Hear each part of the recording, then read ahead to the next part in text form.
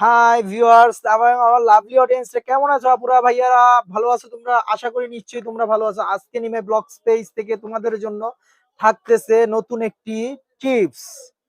সেই টিপসটা শুধুমাত্র তোমার নবজাতক বাবুটির জন্য। তোমার নবজাতক বাবুটি কেন শরীর দুর্বল থাকে, কেন বাবুটি খাওয়া দাওয়া করে না, কেন বাবুটা শুধুই মাত্র দুর্বল, অন্য অন্য বাচ্চাদের মতো চঞ্চল না, কেন এই ধরনের প্রবলেম গুলো তোমার বাবুটার ফেস করে, তোমার বাবুটা কেন দুর্বল থাকে, তোমার বাবুটা কেন সজীব না, তরতাজা না, কেন সমস্যা তোমার বাবুটার।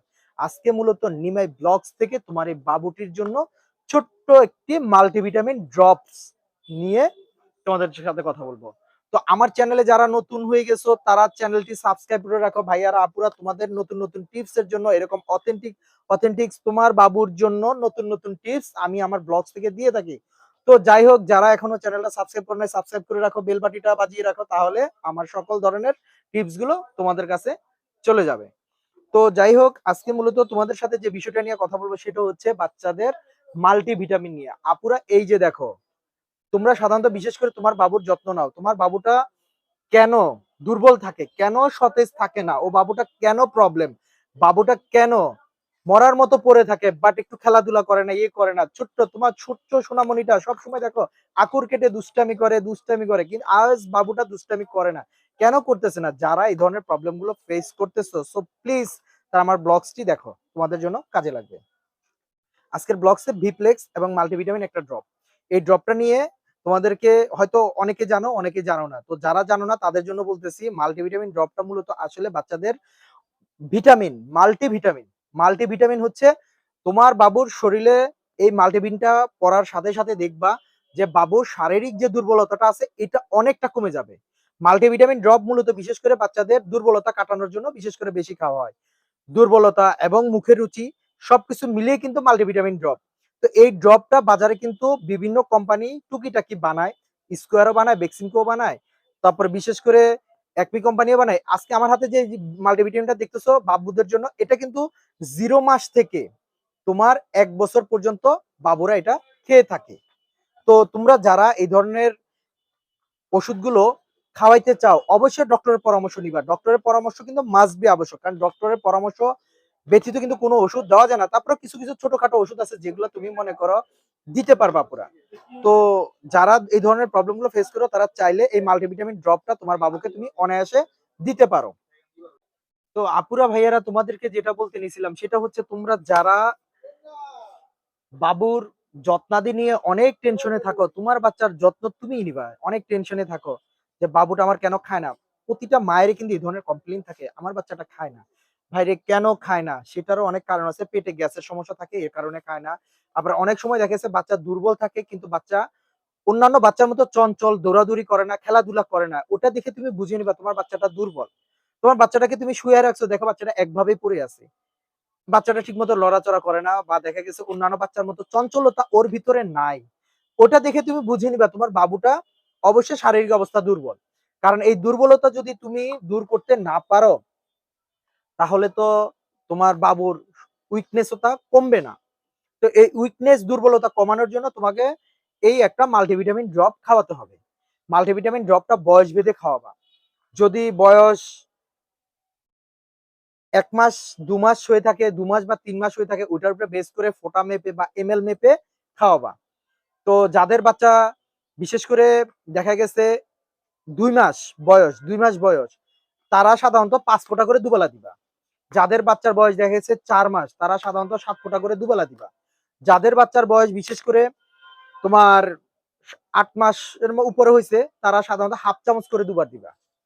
তো এইভাবে, বা অনেক সময় দেখা গেছে এমএল, 0.5 ml বা 2 ml এরকম একটা বেস করে দিতে হয়, ওটা বয়সের উপরে বেস করে। তোমরা যখনই কিনবা এটা কোনো ফার্মেসিওয়ালাকে জিজ্ঞাসা করবা, জিজ্ঞাসা করলে ওনারা তোমাদেরকে ড্রপারের এমএলটা বলে দিবে, তোমার বাবুর বয়স ভেদে ওটা এমএলটা বলে দিবে। তো তোমরা যারা বিশেষ করে বাচ্চাদের দুর্বলতা কাটাইতে চাও, বাচ্চাদের চাঞ্চল্যতা ফিরাইতে চাও, তোমার বাচ্চাটা যেন অন্যান্য বাচ্চার মতো হাসি খুশি এবং চাঞ্চল্য থাকুক এটা তুমি দেখতে চাও তোমার বাবুটার, তাহলে অবশ্যই মাল্টিভিটামিন ড্রপটা খাওয়াইতে পারো। মাল্টিভিটামিন ড্রপটার কিন্তু কোনো পার্শ্ব প্রতিক্রিয়া নাই। যদি ওভারডোজ পড়ে যায় তাহলে হয়তোবা মনে করো যে বাচ্চা একটু ডায়রিয়া হতে পারে। বাট এছাড়া কিন্তু বডিতে কোনো পার্শ্ব প্রতিক্রিয়া নেই। তোমরা অনায়াসে নিশ্চিন্তে দিতে পারো। তবে অবশ্যই ডক্টরের পরামর্শ নিবা, মাস্ট বি নিবা। তো তোমরা যারা বিশেষ করে এই ধরনের প্রবলেম গুলো ফেস করে থাকো, তোমার বাচ্চাটা দেখা গেছে অনেক অন্যান্য বাচ্চার মতো চঞ্চল না বা দেখা গেছে দুর্বল থাকে, এই দুর্বলতা বাচ্চা তুমি কি করে কমাইবা এবং বাচ্চা খাবার খায় না কি করে খাওয়াবা, এইটা সর্বদা সবসময় কিন্তু একজন মায়ের মাথায় থাকে। এটা বিশেষ করে অ্যাটলিস্ট আমি আমার ব্লগে সবসময় বলি, একজন মাই কিন্তু একজন সন্তানের বড় শিক্ষক। আর একজন মাই কিন্তু সন্তানের সব থেকে বড় খবরটা রাখে। বাবা কিন্তু সারাদিন বাইরে কাজে কর্মে থাকে, বাবা কিন্তু খবর রাখতে পারে না। খবর রাখে কে? মা। তো মার এই খবর রাখাটাই হচ্ছে সব থেকে মোস্ট মোস্ট ইম্পর্টেন্ট। তো তুমি চাইলে আপু তোমার বাবুটার এই যে দুর্বলতা চাইলে তুমি অনায়াসে এটা কমাইতে পারো। কারণ তোমার একটু যত্ন দিতে তোমার বাচ্চাটা পরিপূর্ণ সুস্থ এবং অথেন্টিক থাকবে। তো বাচ্চার এই সুস্থতার জন্য তুমি চাইলে বাচ্চার এই দুর্বলতা কাটানোর জন্য এবং বাচ্চাটা যেন চঞ্চল থাকে, সেটা যদি তুমি চেয়ে থাকো, এটা সব বাবা মাই চায়, তো তোমার চাওয়াটাও দোষের না। তো যদি এই চঞ্চলতা এবং দুর্বলতা তুমি কমাইতে চাও, তাহলে মাল্টিভিটামিন ড্রপটা তুমি তোমার বাবুকে অনায়াসে দিতে পারো। ড্রপ আইটেম কিন্তু বাচ্চারা বিশেষ করে এই ভিপ্লেক্সটা কিন্তু 10 মাস বয়স পর্যন্ত খাবে। 0 মান্থ থেকে 10 মান্থ পর্যন্ত, মানে 0 মাস থেকে 10 মাস বয়স পর্যন্ত বাচ্চারা কিন্তু ড্রপার খায়। আর এই মাল্টিভিটামিন ড্রপটা কিন্তু অতদিনই চলবে। তো তোমরা যারা বিশেষ করে তোমার বাবুদেরকে ড্রপার গুলো এখনো দাও নাই, যাদের দুধের বাচ্চা এখনো দাও নাই, বাচ্চাটা দুর্বল দেও নাই, তারা চাইলে আপুরা এই ড্রপটা অনায়াসে খাওয়াইতে পারো।